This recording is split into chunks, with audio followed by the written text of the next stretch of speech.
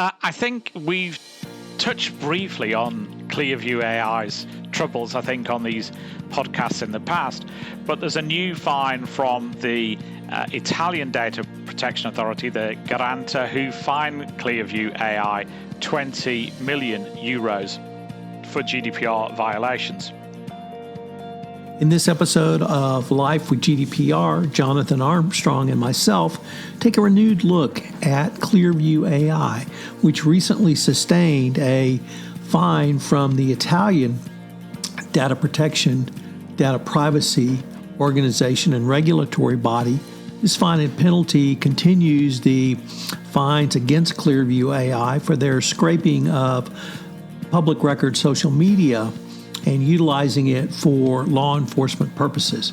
It's a significant case, and I know you'll learn a lot. We're going to have a quick word from our sponsor, and then we'll be back with Life with GDPR.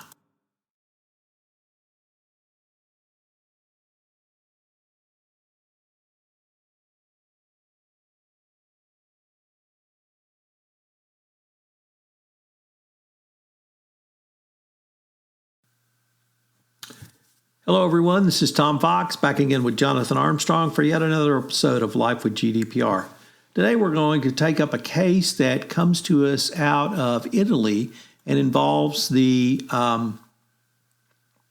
company Clearview. Jonathan, what did you find interesting about the Clearview AI matter?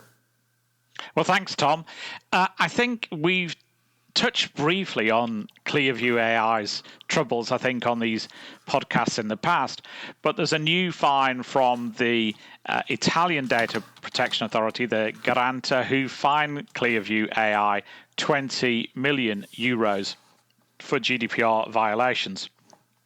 And it's relevant, I think, to many more people because increasingly modern corporations are using AI, or their vendors are using AI to automate some tasks.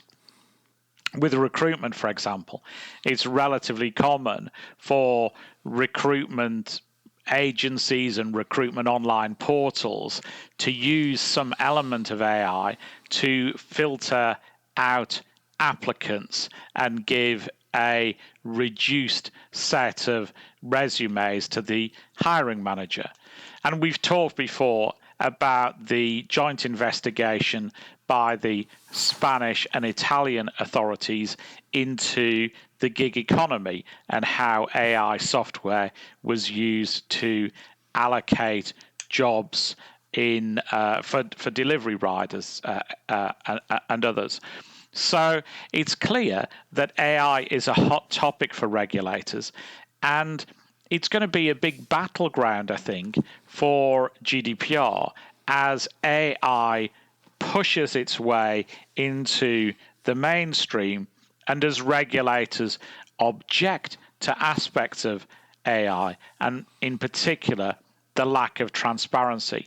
Because there's always this tension, if you like, with the promoter of AI saying, "Oh, we can't tell you how the system works. It's a magic box, and it does its magic, and that's our secret sauce, and that's how we get funding," versus regulators reminding organizations of their transparency obligations under GDPR and their need to disclose how their algorithm works.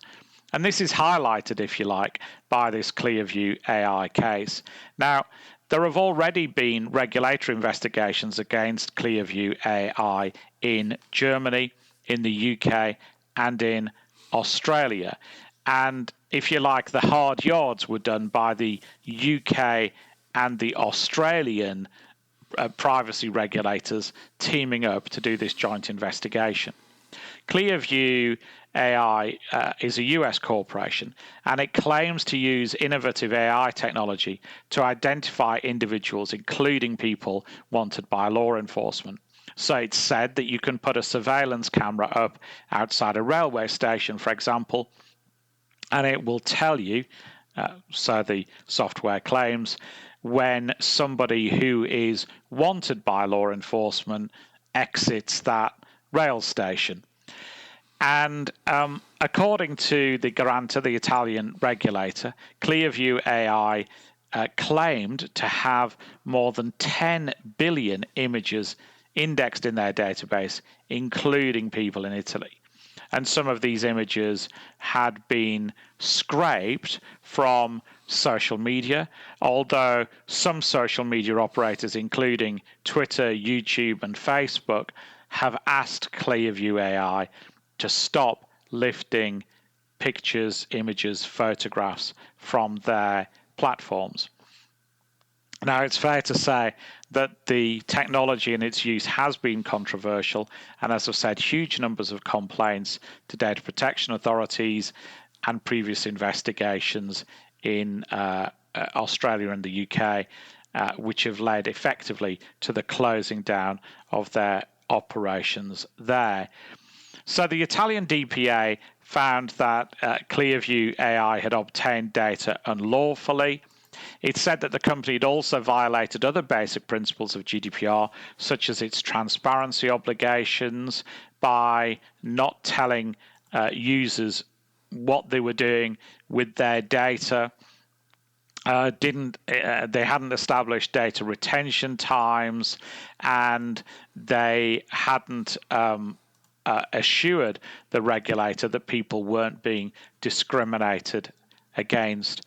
So I think it's another problem for Clearview AI's business model in Europe. And it also, I think, shows us another trend that surveillance is frowned upon by many regulators. And again, that can impact us in our private lives. For example, there have been cases on the use of Ring doorbells, Amazon Ring doorbells, and also there are quite a few cases now on CCTV monitoring where the German regulators, for example, have issued fines for corporations that monitor their employees by CCTV. And if you want to be even more high-tech, in France, the DPA has also expressed concerns about surveillance by drone. So I think the future is not rosy for Clearview AI. There is also class action litigation against them in the US. It seems likely that there may be subsequent litigation against them in Europe. Interestingly, I think Clearview AI are saying that they now have a mission to support the forces in the Ukraine with the identification of Russian soldiers. So they're perhaps a solution in search of a problem, maybe, but that seems to be the way in which they're trying to get out of the regulatory concerns that currently surround them. Whether their software is of real use remains to be seen, and I think there'll always be question marks over the way in which the data has been handled and the way in which the data was originally obtained. But as I say, wider lessons for anyone involved in AI or in any form of surveillance, including CCTV or cameras in the workplace. Jonathan, you mentioned another use of AI. I'd like to maybe pick up on that thread. And you talked about talent acquisition companies utilizing AI to winnow out potential candidates for a job. Is the key for the AI company having a process that can be documented so it can be reviewed for discrimination or other illegal acts, or is it something different? Yeah, I mean, I think that goes a large part of the way there to meet your requirements. As a kid, I used to program computers, and we used to talk about GIGO all the time, garbage in, garbage out. And that's certainly something that applies to AI. Quite often, when we're using AI to support hiring decisions, for example, we're in danger of reinforcing our own prejudices. And we have to have objective criteria for selecting who we're going to hire.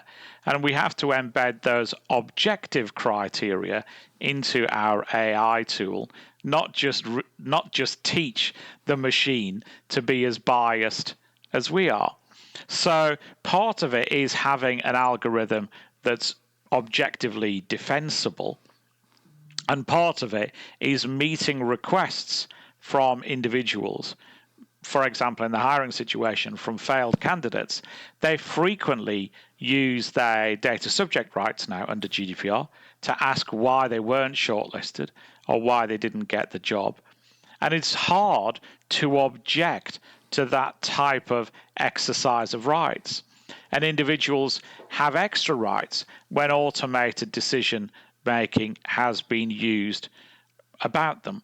So for many organizations, if you're going to use AI, you will need to do a full data protection impact assessment. That will include how are you going to be able to objectively evidence the fact that the algorithm is fair, and the obligation is on you to prove that it's fair because of your GDPR obligations. The obligation isn't on the failed candidate to prove it's unfair. So you've got to be able to objectively demonstrate that it's fair.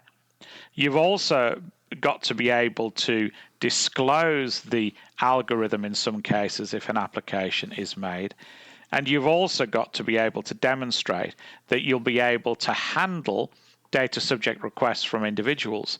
And that might be a challenge as well, because you might be buying in the thing as a package, and your agreement with the people you're buying the package for may not entitle you to share details of how the machine works. But you're going to have to think all of that through, and a data protection impact assessment is the most robust way of doing that, I think, so that you'll be able to demonstrate to regulators that you thought carefully about these issues and you took steps to protect individuals' rights. Jonathan, in the example you just gave where a company purchases an AI or AI-based products and utilizes it in some form of a business process, is the obligation on the company who purchases the AI product to demonstrate the rigor and documented process, or is the obligation on the AI company who created the product? Well, if you're processing data and you're deciding what's done with that data, you're technically the data controller, then the obligation's on you. And in most cases, that will be the scenario. So if I'm a corporation and I'm hiring somebody, even if I'm outsourcing the first cut of the candidates to a third party, I'm still likely to have GDPR responsibilities. Now, of course, you can ask the vendor to share those responsibilities with you. You can say to them, I want you to do the first cut of the DPIA. It's your product. You know how it works. You must have had, you've told me in the pitch, if you like, that you've got 100 corporations already using your services. You must have done DPIAs for them. Share those DPIAs with me. Of course, if they say, what is a DPIA? We've never heard of it before, they're probably not a vendor you're going to want to spend any more time on. But a good vendor, I think, will be able to reassure you, will be able to show you what they've done for other corporations, and you can adopt that framework. Obviously, you'll need to review it, you'll need to tailor it, but that'll get you many of the steps down the road to compliance. So it is something that you've got to do with your eyes open. And I think in most cases, any corporation would be wise to assume that they have GDPR responsibilities. Jonathan, this is a fascinating case. I don't think, certainly in the United States, people are not thinking through the implications of AI in business processes. I think there is the awareness in the criminal justice world or in the law enforcement world because of the reinforcement of negative stereotypes, but in the broader context, I'm not quite sure. So my sense is we'll have the opportunity to visit this again. Yes, indeed.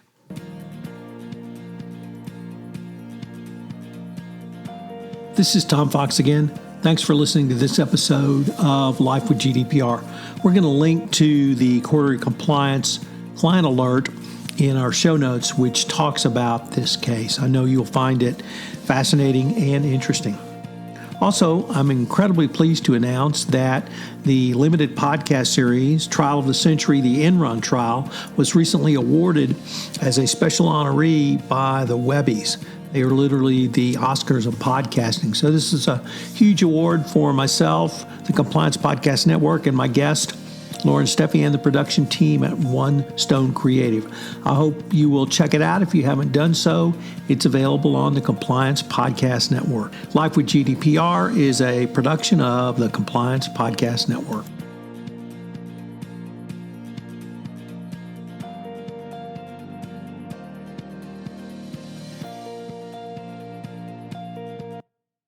This podcast is a part of the C-Suite Radio Network.